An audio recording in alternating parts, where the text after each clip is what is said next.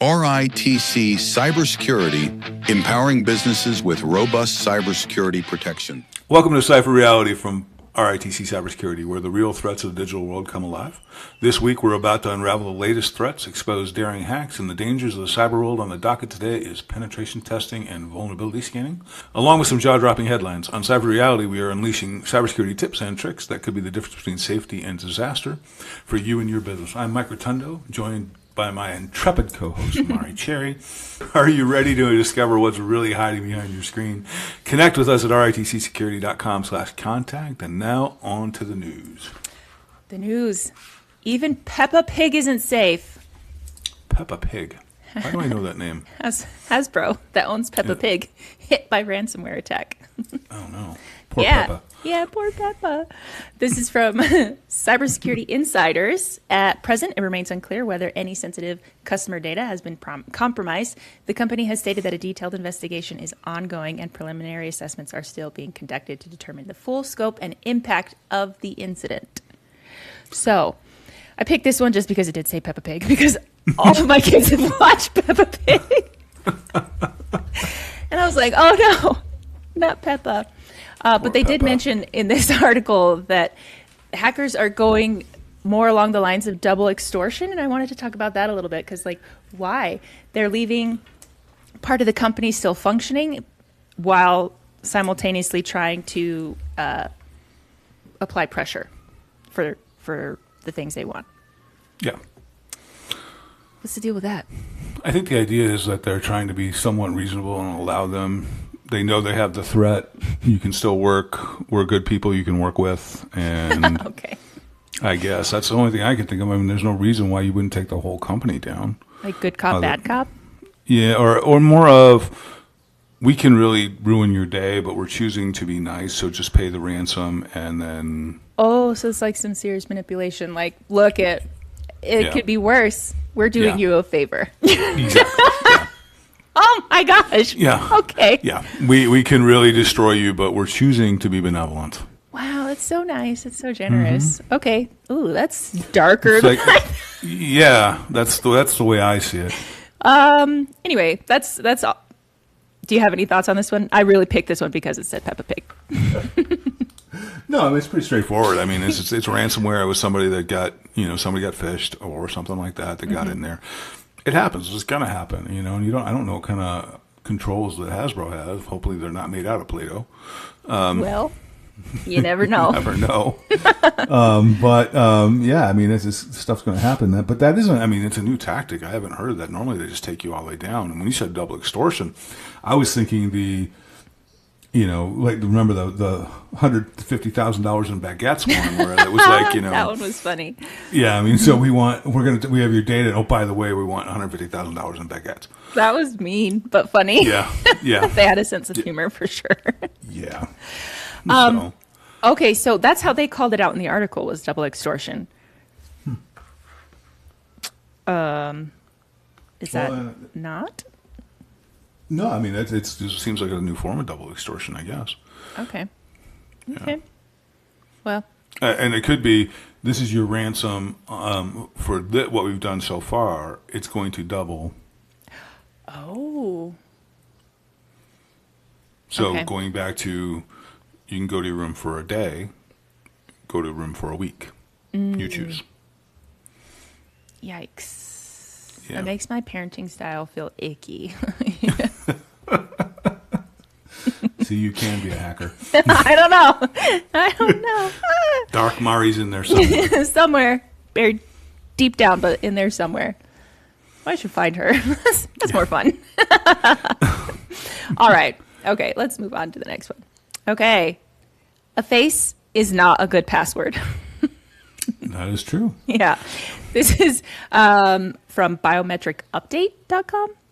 Okay. Not a source we typically use, but I liked this story, so we went with it. Cybersecurity Pro demonstrates IAD importance for facial recognition at RSAC 2026. Yep. Okay, this one kind of scared me a little bit. Okay, so this guy, Moore, delivered an entertaining and enlightening session titled Facing Reality, Hacking Facial Recognition that illuminated how AI tools are affecting security. His demonstration clearly illustrated the importance of biometric presentation attack detection, PAD, injection attack detection, IAD.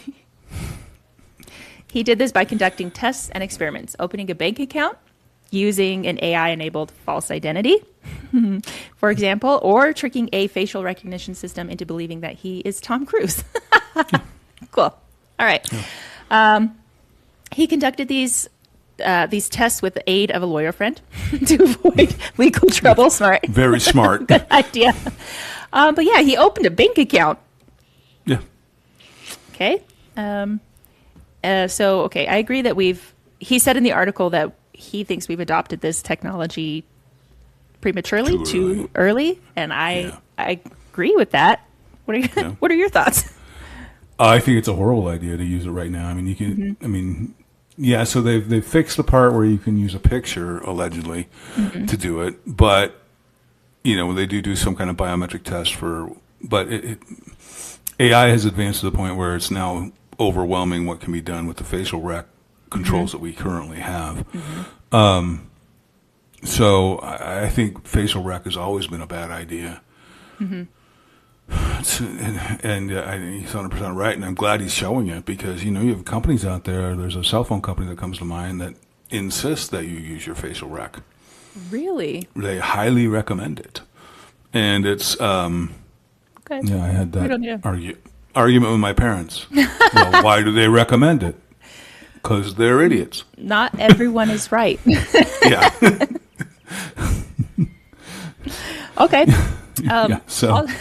Also, he mentioned using glasses, like camera glasses, walking around an office and having like a third party feed him information through that way. So getting like feedback on people in the office, and then can it then like take pictures of all of those people in the office and save all of that? Yeah. Okay. Yeah, it's recording it as it goes. Yeah. So it's the Meta Ray-Ban, so it's recording it somewhere. And then, yeah, it's pretty wicked what can be done. I mean, those glasses when they came out, they seemed to like fizzle initially, but now they're working great. So, was it this Super Bowl that the guy jumped out of the crowd and ran across the field wearing a pair of those? I didn't hear about that, but it might have been. I would think it would have been. Maybe. I want to say something like that happened. Maybe it wasn't the Super Bowl. I don't know. But there was like a decoy guy who jumped down and got everyone's attention, and then another dude jumped down and just took off. Jeez. Yeah, I think he made it pretty far. Pretty far across the field. So it showed like the perspective of the cameras around the stadium and then his perspective. Jeez. It was kind of funny. I think it was like a social media thing. Trying to. I'm sure it was. Anyway, whatever. It was some kind of dare, some kind of whatever. I think it was something to promote the product or something. Maybe I don't remember. That's not the first time that's happened at the Super Bowl. Really? Yeah. Okay, that's fine. Well, not that specific thing, but things have happened. Some kind of shenanigans. Yeah, they try to go viral too. Yeah. Got it. Okay. Yeah. All right. Well, let's get back up to this. So in the article, they also mention face fraud factories. What the hell is that? So they're identity manipulators. Yeah. So that they could make, according to my face, look like your face. Okay. So as far as the facial rec goes. Yeah, he mentioned that too, that he could alter his face in a live feed using different software. In a live feed. Yeah. Yeah. By getting into those systems. Yeah. He could make himself look like somebody else. Yeah. What? Yeah. So much for your surveillance state. Now, on that note, I think it's great because I think cameras, I mean, you go to London, there is a camera every 10 feet or less. And is there really? Oh, yeah, it's ridiculous. And the same thing is happening in places like New York and other places. Wow. I find that level of surveillance by our government offensive. It's kind kind of crazy. And I don't see it's justified. It's not like it's bringing crime rates down. But, so I like that fact that, that he can do that. But it just shows you the vulnerability of the facial rec. I mean, it is not a true viable thing, especially as online as everybody is now. Yeah, he did mention that deepfakes still have weaknesses as far as like lighting and different angles go. He named a few more, but those are the two that came to mind. And so it's still not 100%, but it's interesting to watch it all unfold. When we first launched this company, I met with some guy who did something with medical, and we had a meeting, and I could have sworn he was AI. I was like 99% sure, or 90% sure. So I just kind of rolled with it just because I wanted to see what would happen. And then I started asking questions that had nothing to do with the topic, and there was like a little glitch every once in a while, and I was like, all right, What? Yeah. That's weird. So, but I don't know if it was Zoom or what it was, but it was a weird thing. But it was someone connected with me through LinkedIn. Okay. I But saw this video online the other day, and it was trying to highlight ways that you can kind of tell. And it was like a Zoom meeting, like face to face, you would think. And the person on the other end kept asking him to just put his hand in front of his face, hold two fingers up in front of his face, and he wouldn't do it. He just kept saying, that's too much. That's too much. I'm not going to do that. Yeah. And he was like, why not? And he was like, that's too much. I'm not going to do that. And so I don't know if that has something to do with like the angles and lighting that would mess up. Mess it up. I'm not going to do that. That's too much. And he was just like, okay. And then he left. I can't remember what the scenario was, like who they were supposed to be, if this was real or if it was not. I don't know, but it was interesting all the same. So I don't know if that really works. If you think it might be AI, don't hold on to two fingers in front of their face. Exactly. It messes something up, apparently. I don't know what. I don't know. Yeah. Or, ask them really bizarre questions that they're not going to have the guy that's typing, doing the text to speech goes, what? Oh, no. Did you just say that? Yeah, or like the deep fakes, maybe it would mess up their face. It's a real person there thinking and communicating, but just the wrong face. There'd be pixelating or something that would... Like if they held their fingers up in front, you mean? Got it. Okay. Yeah, because I would think that there's some kind of...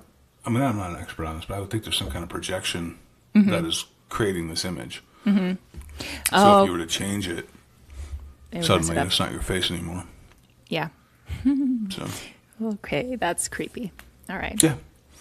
Great. Well, I told you about the story this morning in our earlier meeting about that guy that got hacked by his own voice, or his own voice got... Yeah. They stole his voice, made appointments for him, and when the people showed up, he's like, I didn't make this appointment.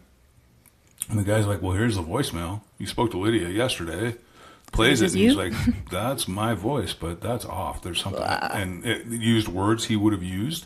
But, he's like, I didn't make, he's like, occasionally I forget things, but this was not something I would have forgotten. Yeah. So I didn't do this. That's scary. That's scary. I would hate that. I hate that so It's going to become more and more. I mean, and what's even scarier is that as online as Gen Z is, or Gen whatever, I don't know, X Millennial Z, and then the one after that is Gen whatever. I don't know. I'm just here. I don't know. Yeah. I don't know. So, but as online as they are, it could wreak havoc in their lives. Yeah. So it's like you're going to have to establish code words for conversations. I saw something about that the other day too, about families making sure that you teach your kids code words, because if you do FaceTime or something like that and it looks like the right person, then you can teach them to say, ask a specific question and there's a specific word that comes next, and if they can't say it, then So I'm like, I think that's a ways off, but that freaked me out. Well, I mean, it is something that is going to have to be considered because you think about it, you have the fake contacts about kidnapping, you have the fake contacts about, how do you know? There was in that same story, the guy talked about how his elderly father, got contacted by a deep fake voice that told him that his grandson, the guy's son, had killed his wife and was too afraid to call his father, so he's calling him and he needs $3,000 for an attorney immediately. So it's almost like code words. I mean, because at a previous company that I owned, we used to give pen test code words. When we were going to start a pen test, we would send an email with a code word in it. Okay. So you knew it was us. And then the end would be a different code word to say we've completed it. Okay. Because it's too easy to fake anything else, right? So we just went ahead and did things that way. Man. Yeah, that's scary. Because say you did, it's not going to be any like average kid probably, but, well, I mean, I don't know. Maybe you could get the number of a kid and FaceTime them or call them and say, hey, I actually need you to walk here and I'll pick you up there. Yep. Oh my gosh. Yeah. Yeah. That's scary. Yeah. Okay. Well, I don't like that. So let's move on. Okay. Yeah. So we at the Ciphered Reality Podcast are not always complete bummers. Not always. This one did get a little scary though. Dark. Yeah, but it's real though. It's definitely real, and it's stuff we should talk about for sure. Okay. All right. Moving on. If AI is powering the future, who is protecting it? AI. Yeah. Yeah. Okay. This is finance.yahoo.com. So this is another random one, but I grabbed it anyway. Okay. Twin cybersecurity incidents leave AI industry shaken. Ooh, okay.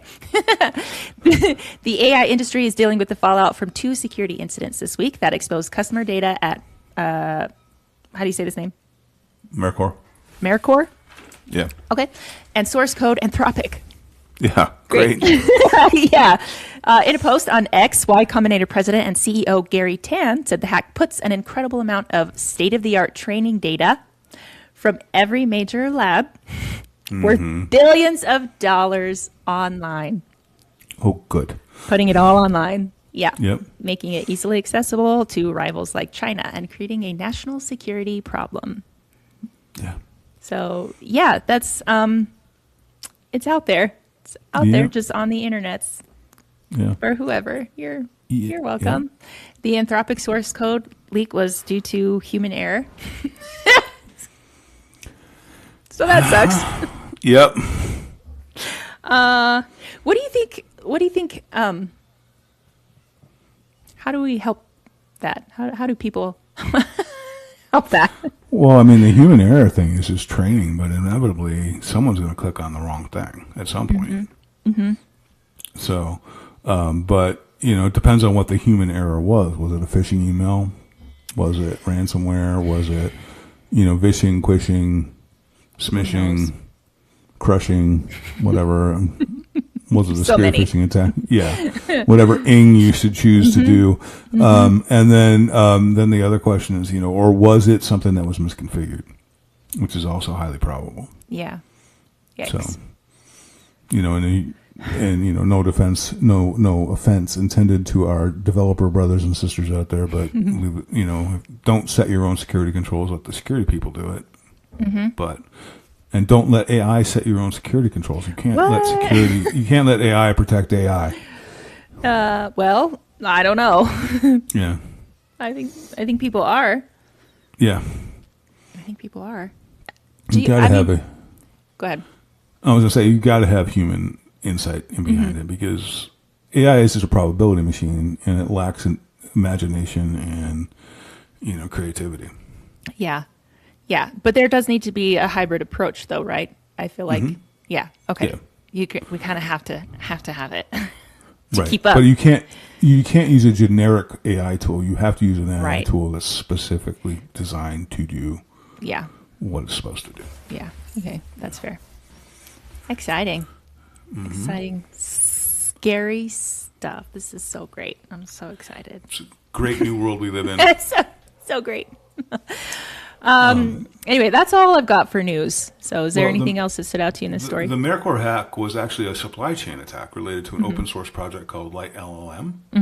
And that was facilitated by Lapsus $. So, Yes. He lapses $. Yeah. Key $, huh? Yeah. That's Mean Girls. Yeah.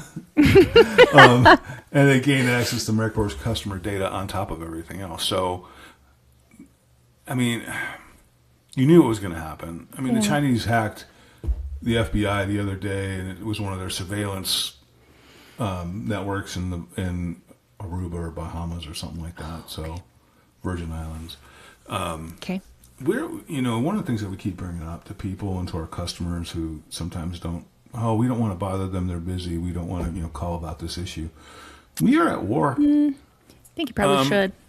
Yeah, and our enemy is very astute with cybersecurity. Ooh. And Yikes. so perhaps I'm just throwing it out there that you should be extra vigilant right now. Just consider it. Yeah. Just keep it in mind, maybe. Yeah. So little anomalies that you might have brushed aside 6 months ago, maybe you ought to pay attention to. Might not be so innocent. And you really need to eliminate the I don't have anything they want to steal mentality from your life. Yeah. Because why, Mike? Because why? Because you don't know what they want. Exactly. Oh, that's so comforting. Don't think you can read their minds, because you can't. Oh man, I wish I could though. Wouldn't that be so great? That would be awesome. I wish I could read minds. That'd be really cool. Anyway, it could be really scary. It might be terrible. I don't know. I'd kind of rather know. I think I'd rather know. I'd rather know. All right. That's all for the news today. Topic today, pen testing and vulnerability scanning. Yep. Fun stuff. Two very important things. Yes. Both. You need to do both. Yes. So, all right. Quick overview for vulnerability scans. They show what might be wrong, correct? Right. Okay. That's correct. And a pen test shows you what an attacker can actually do. Yes. Okay. That's correct. Good job. All right. A for effort. So smart. So smart. I'm learning so much. Okay. Vulnerability scanning is an automated process. Okay. Designed to show weaknesses in your system, Right. networks, in applications. Yep. What else? Networks, applications, operating systems. Okay. Yeah. And so the purpose, I have a little list here. I'm going to read it. Okay. The purpose is to detect known vulnerabilities, identify missing patches and updates, highlight misconfiguration, maintain continuous visibility into security posture, support compliance requirements for different frameworks like SOC 2, HIPAA, PCI, DSS, etc. Okay. Types of vulnerability scans: network scanning, host-based scanning, web application scanning, cloud security scanning, and credential versus non-credential. Okay. Do you want to go through each one of those a little bit? Network scanning.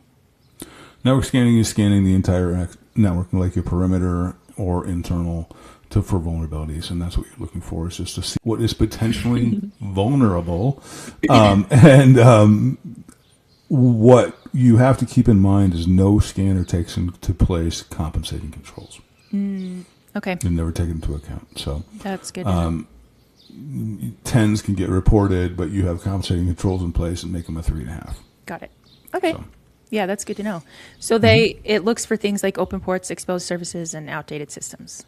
Correct. But you can have compensating controls for any of those examples? Yes. Okay. Yeah, and that's where so you may have a deprecated operating system on a device, but it may not be accessible. If you're running an internal scan, that's not accessible to anything other than over a specific port, over a specific Got it. things, So, typically you give a scanner godlike access internally. Okay. Host-based scanning. Mm-hmm. Go ahead. So it's like the Bitdefender that runs on your computer. Okay. Yeah. Or on a server or what have you. Yeah. So individual devices. Yeah, so scanning the actual hosts. Okay. And that's going to look for OS vulnerabilities, missing patches, and software risks. Yes. Okay. Did I miss anything? I don't think so. Okay. I think you got it all. Web application scanning. Mm-hmm. It's going to look for misconfigurations in the web application, deprecated software pieces or software application code, or something that is exploitable on the web, or whatever. We see a lot of PHP errors. We see a lot of jQuery stuff. So. Okay, I found stuff about like XSS SQL injections. That's cross-site scripting. Okay. Oh. Okay. And SQL injection. Yeah. Mm-hmm. Okay. So. Okay, fun stuff. Yes. Cloud security scanning. Yes. That'd be like your AWS, Azure. Right. Azure, Google Cloud, et cetera. Yeah, it basically scans everything that's out, as you've configured it. Because the big misnomer that people don't get about the cloud, you get the cloud, that doesn't mean they're doing the security for you. Mm-hmm. You got to read your contract and read it well. You're just on somebody else's computer. That's the other thing. It's not like it's this giant mystery cloud out there. It's what? Yeah. We could have the RITC security cloud set up in Mari's bare bedroom, and you would never know, because that's what might be. You don't know. Yeah. You don't know. Maybe it's in my shop right out there. It could be. It could be. That's the thing. You don't know. Can people find that out for sure? Well, you tend to go through reputable ones, and you do third-party assessments on them and make sure, and so not mine. If they give you an address of covered under the stairs, it's fairly safe to say that it's not who you want to go with. Probably not. Probably not. All right. Credentialed versus non-credentialed scanning. So when you run a credentialed scan, you're actually logged into the domain, so it gives you more access to the systems. Yes. So typically, unfortunately, a lot of times people will just put an administrator on there, so it sees everything. So when you're doing compliance, when you're doing scanning for compliance like PCI or SOC 2 or something like that, you never want to use a credentialed scan. Okay. You want to use a non-credentialed scan, because a credentialed scan may find 1,000 vulnerabilities that a non-credentialed scan won't find. Okay. So. Yikes. But then it would give you a more accurate idea, couldn't it? Well, if the idea is to have a external cyber criminal, okay, then non-credentialed makes sense. However, with the amount of hacking that includes, people crabbing sideways and doing privilege escalations anymore, it almost seems like credentialed makes more sense, because those people that's what they're doing, is they're stealing credentials, they're escalating the privileges, and they're going from there. Okay. I have a few just highlights of how it works, deliverables, and common findings. Okay. And I can just read through those real quick. Sure. And you can tell me what I missed. Okay. How it works. Asset discovery, fingerprinting, vulnerability matching, risk scoring, and reporting. Yep. That's it. That's it. Okay. That's what it would be. Well, and then after that, you would have that's the scan, and then after that, you would have triage and remediation. Okay.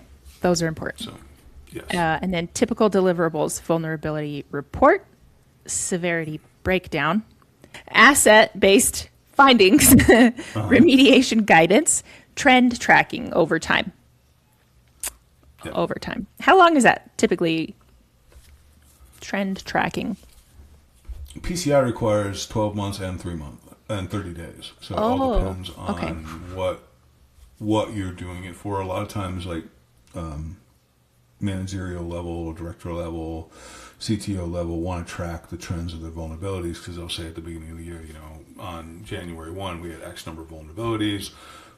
By December of the following year, we had that reduced to X number of vulnerabilities. The problem is, it's a bad way of doing things because new vulnerabilities are introduced over and over and over again. So what they're really going to show is this vulnerability I had in January was remediated in February. Right. But there are also these new vulnerabilities. It's a way of building your staffing. It's a way of showing you're being effective and that kind of thing. But I've seen a lot of dishonesty in that. I can see that. Because you get people that have a vulnerability, but they have 4,000 person install on base, and they call it 4,000 vulnerabilities. So when they remediate this vulnerability, they're like, hey, I just got rid of 4,000 vulnerabilities. Oh. It's like, no, you got rid of one vulnerability. Yeah. Yeah. So They're like, look how awesome I am. yeah, yeah, Yeah, good job. yeah, yeah. Okay.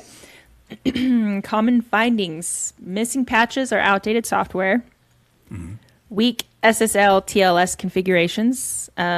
So system control how computers securely communicate. Those are weak, not Yes. up to par. Right. Open or unnecessary ports, default or weak configurations. We just did that one. It was worth Unsupported. repeating. Yeah, that's why I did it. I did it on purpose. Yeah, I know. Yeah, I know. You're a professional. Right. Unsupported operating systems. Yes, find that a lot. What's an example of an unsupported operating system? Still running Windows 2003, which has been deprecated for, God, I don't know, 15 years. Have you seen that? Yeah. Okay. One of the things I find the most when I'm reviewing people's scans is deprecated databases because of SQL or Oracle or what have you, because the effort to migrate to a new database can oftentimes be rewriting the application. So companies are going to try and limp along as far as they can. The problem is those that are truly money driven and not paying attention to the security side of it limp too far, and they don't put in the compensating controls, and they have a problem. So yeah, the big one that always is out there is deprecated databases. Then the next one is deprecated Apache HTTP servers, and that's a big one. And there's always somewhere there's a deprecated Windows server lurking in your environment. There always is. It reminds me when I was doing some consulting for a large insurance company, and they had one Windows XP box that was part of this gigantic application that ran their entire office and everything else, and did all their quoting and all this other stuff for them. And it was unsupported, unpatched, couldn't be moved, and they couldn't figure out how to write the little widget that was living on it. Oh, no. To put it somewhere else, because the developer who wrote it quit, didn't document anything, and Because why would they? and so if they try and shut it down, and then the other problem is they were scared to death it would reboot. It had its own UPS, because if that thing bounced, they didn't know it was going to come back up. Good. So but you got someone going, well, I don't want to spend $100,000 to re-architect it. It's like, well, so then you have to weigh risk. You talk to the technical guys and security guys especially, they're like, just spend the money. The CFOs and the whatevers are like, well, no. Can you do it for 1,000? 100,000. Can you do it for 1,000? Yeah. No. Good try, though. Yeah. Thanks for playing. 1,000. Oh, my gosh. Here's your sign. We're going to move on to pen testing, unless there's anything else we need to discuss about vulnerability scanning.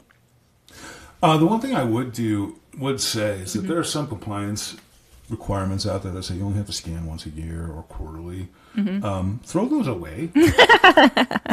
You should be scanning the perimeter every day, and you should be scanning internally every 30 days. Now, set your scanning for after Microsoft Patch Tuesday, not before, because otherwise you're just wasting, the scanning. Good idea. Because, don't get a report that you got 5,000, unless you're one of these people that wants to report about all the vulnerabilities you've remediated. Maybe. But internally should be done every 30 days, and externally should just be virtually continuous. Yeah. Good to know. So, all right. Yeah. Vulnerability scanning, everybody. Yep. Highly required, recommended. Yes. Okay, now let's move on to penetration testing. Yes, ma'am. What it is a simulated cyber attack performed by security professionals to identify and exploit vulnerabilities in systems, networks, or applications before real attackers do. Right. Again, I have a little list. Okay. The purpose of pen testing: to identify security gaps, validate existing security controls, demonstrate real-world risk impact. I feel like that's important. Support compliance requirements for SOC 2, HIPAA, PCI DSS, etc., etc. Provide actionable remediation steps. Yes. What did I miss? I think you got it. Cool. Types of tests. We have, I think I found 5. Okay. So we'll go through it. We'll see. Network. Okay. Network pen testing. Internal. Inside your network. External. Internet-facing systems. And why is this important for network pen testing? Oh, well, you want to find out where your holes in the firewall are, where your, do you have some deprecated system that's running on your perimeter that can be exploited? Is everything being patched properly? Is everything supported properly? Internally, same thing. Because, with the preponderance of phishing, quishing, and all the other things, and the, privilege escalation, once someone gets inside, if there's a vulnerable system in there, you're just toast, right? Yeah. So firewalls, ports. What else have we got? Appliances like IDS or IPS, although a lot of that's just in firewalls now. But then you have your perimeter servers, your LDAP servers, you have Active Directory servers, web servers, all sorts of things. All kinds of fun stuff. All right. Number 2, web application pen testing. Yes. So websites, portals, APIs, and what would be the focus for those? Authentication mechanisms. Ooh, yeah, that's a good one. Okay. Yeah. So what are they looking for there? You're looking at if the application can be exploited. Okay. And that's really the intent of that whole thing, because what they really want is the data store behind the application. Oh, yeah, that makes sense. So, or they want to be able to loiter on the perimeter of the application or on the website itself and steal data that comes through, because what they want to do is install like an info stealer or a malware scraper that, because so many people put their passwords in their browsers that they, you go by and you get scraped and you can take everybody's password. So. That's really great. Yeah. That's really great. Yeah. This is why we use password keepers that stay locked. Yeah. Yeah. So. Change those passwords. All right. It depends on who you talk to. 3. Yeah, right. Wireless pen testing.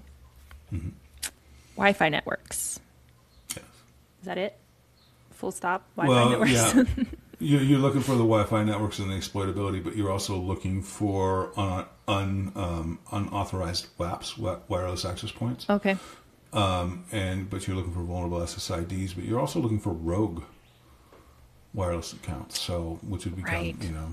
You set up a Wi-Fi pineapple in there or something of that nature. You have, we want to find a fake network if the one exists. So. Yeah. I know we've talked about this before, but I don't remember. How does that call it out so you know? Well, you should know what networks are available, and if you do a scan, you find networks that shouldn't be there. And it just says, it tells you. Yeah, then you have to try and find that WAP and find out where it's at. Okay. So, and then, there's tools out there that can block them and all that kind of stuff, but you need to set the authentication to, specifically, it should be, access to a wireless network internal to the company should be programmatically sent. It should not be something that people can edit, nor can they add additional wireless access. But, that's why we have in our acceptable use policies, and that's what we do for our users, and say you cannot bring your own wireless device.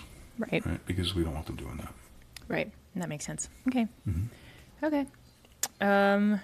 Yeah. It's rogue access points. Yep. What about segmentation issues? Segmentation issues are critical, and they are a requirement for PCI. Okay. And they're you actually do have to do penetration tests on internal penetration on your CDE to find out that it is separated and over and above the additional over and above the primary pen test. Okay.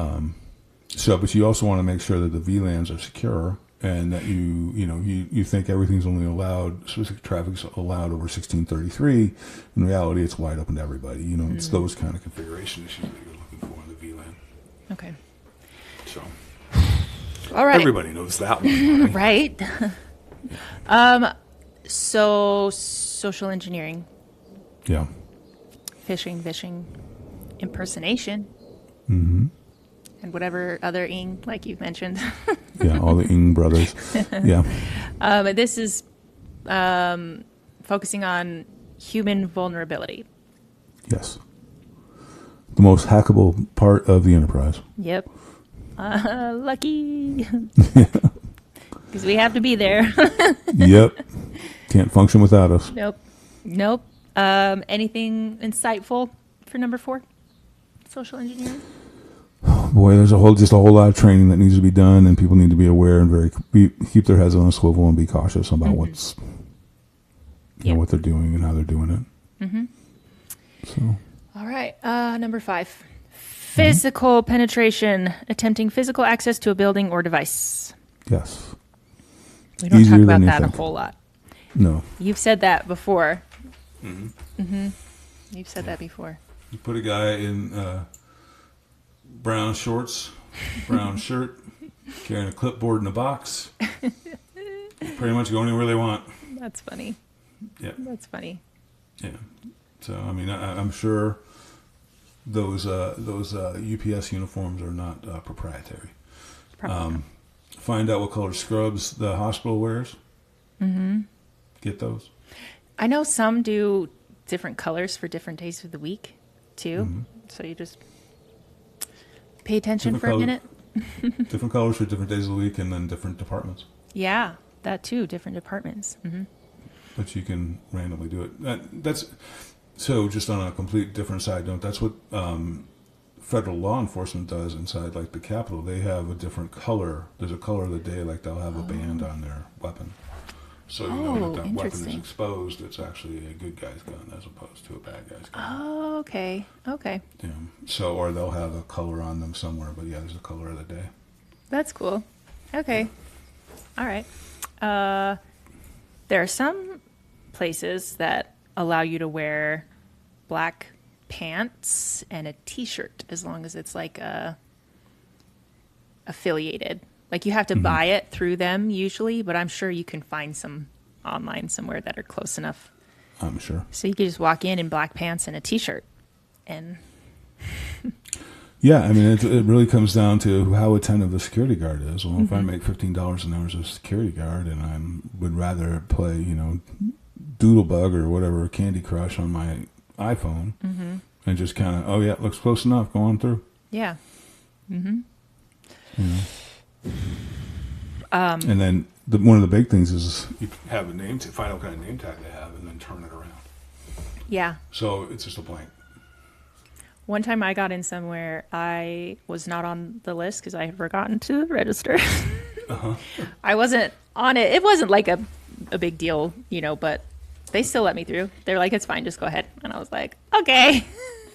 I just. Is that when you broke into Fort Knox? Yep. No. Yeah. I was just like, please. I'm just here to pick up my gold. Yeah. Just here to pick up my gold. No. It makes me curious, though. I want to try it someday, one of these days. See how far I can get somewhere. Okay. All right. Moving on. Pen testing approaches. There are three different. Black, gray, and white box. Right. Yep. So, okay. Black box is, we've talked about this before, like you're in the dark. So is what? You're basically impersonating a cyber criminal. So you're just a random scan. You don't have any prior knowledge or you don't know anything about the company. You're just jumping in. figuring it out. Yep. Gray box, Yep. Or you know, something. limited, a little bit, which is the most realistic, would you say? I would think so, yeah. Okay. And then white box, kind of the opposite end of the spectrum. Right. You have full access, you understand. Yeah. Yeah. Okay. Yeah, and most likely you're an insider. Okay. You have a credential. Are most pen tests gray box? It depends on who is requesting the pen test. A lot of times it'll be a black box. Oh, okay. Because they just want to, you know, there are those companies out there that just want to check the box. Yeah. And say, yeah, we did it. Right. So, Got it. But that's probably, well, I don't know. Is there a best version? I would assume white box probably isn't the best if you want to find I would real say gray results. box would be my preference. But black box is, I would say gray than black than white. I mean, white is more threat hunting anymore. It's more of the internal, Okay. that kind of thing. So All right.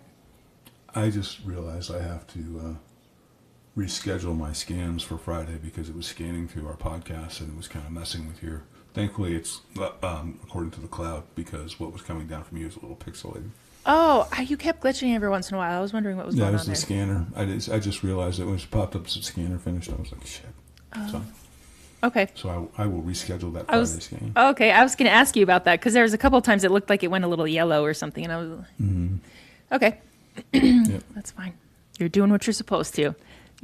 Look at you go. You're Yeah. practicing what you preach. Good job. I'm a technologist. Okay. Cool. All right. Pen testing deliverables. Typical pen test report includes executive summary, methodology, findings and risk ratings, screenshots and evidence, remediation guidance, and rates results, if applicable. What is that one?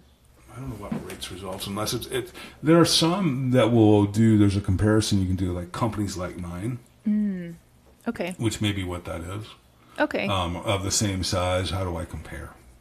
Got it. Because we've been asked that question before. Okay. Common vulnerabilities are weak or reused passwords, missing patches and outdated software, misconfigured cloud or network settings, broken authentication and authorization, lack of MFA, and excessive user permissions. Yep. That's a big one. Yeah. So don't do those. Don't be excessive. Yeah. with your user permissions. Jeez. Anyway, that's what I've got for pen testing and vulnerability scanning. One other thing that we find is that people use like open source code and then don't patch it properly. Yeah, why not? Why would And, you know, it comes back to, well, it'd be too expensive for us to do this. And it's like, well, you know, use software that has a legitimate code stream and, you know, not something you randomly found out that fixes a widget. So. I do have some questions if you want to blow through those real quick. Let's wade into that deep end of the pool. Yeah, some questions on, it might be, no, I think it's kind of a mix, vulnerability and pen testing. Vulnerability scanning and pen testing questions. Okay. One, I already know the answer to this, but I'm asking it anyway. It's not for me. Asking for a friend. Right, I'm asking for a friend. All of our millions of listeners. Okay, Number one, scan or pen test. Which would you choose? If I had to do only one, and it's a one time? Yeah. Oh, then I'd take a pen test. Yeah. Biggest vulnerability you see way too often. Deprecated operating systems. Okay. One word. Randomly or Nope. pertaining to the Only question? one word. Let's see. No, I'm just kidding. We'll see. What does a pen test actually do? In one word? Yeah. Evaluates. Oh, that's good. Okay. Yeah. Okay. Automated tools, helpful or over-trusted? Over-trusted. Yeah, I agree. Most underrated security control. Underrated security control. I would say hygiene, cyber hygiene. Oh, okay. That's the most underrated one. So, Okay. and which includes patching and all that kind of stuff. So. Okay.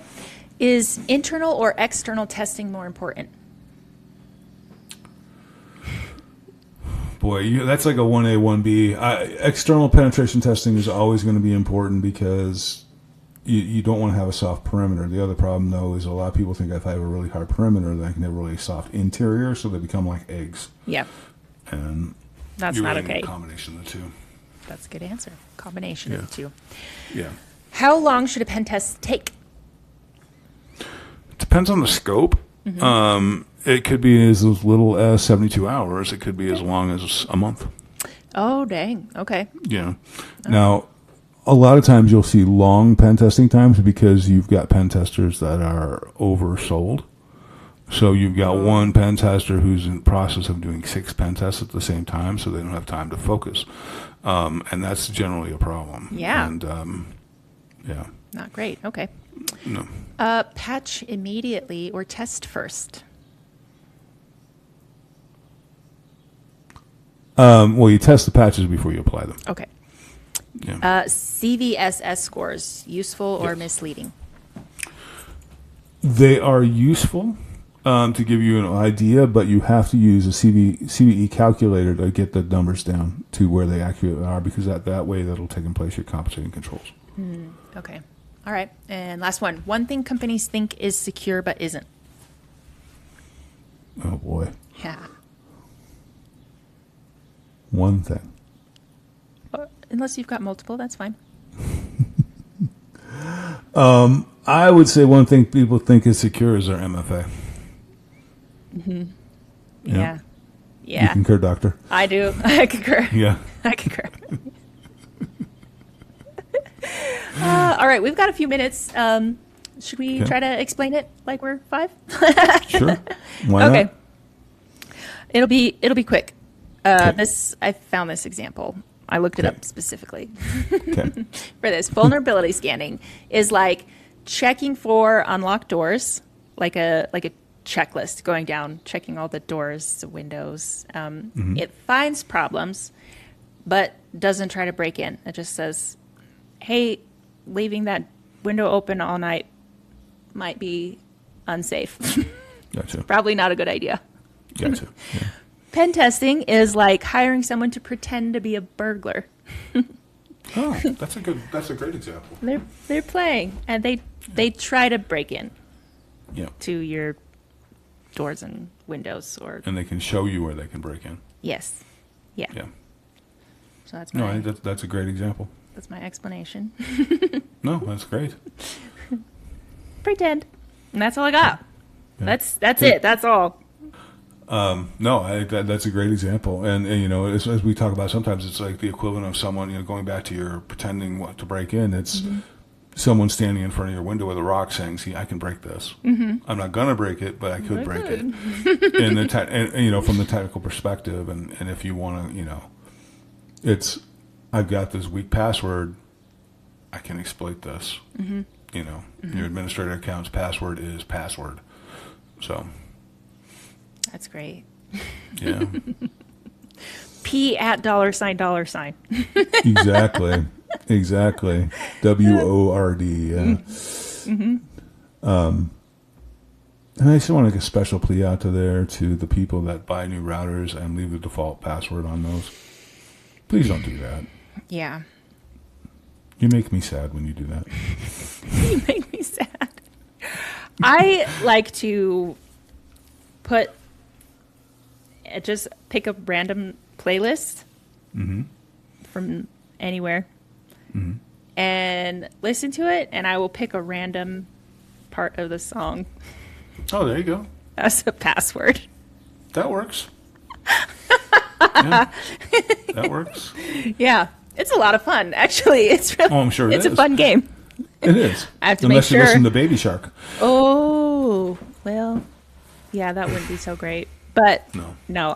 you could pick, because you can find different playlists on whatever streaming service you use. Find a playlist, put it on shuffle, and pick a random phrase or something from a random Whatever sticks song. in your head that day.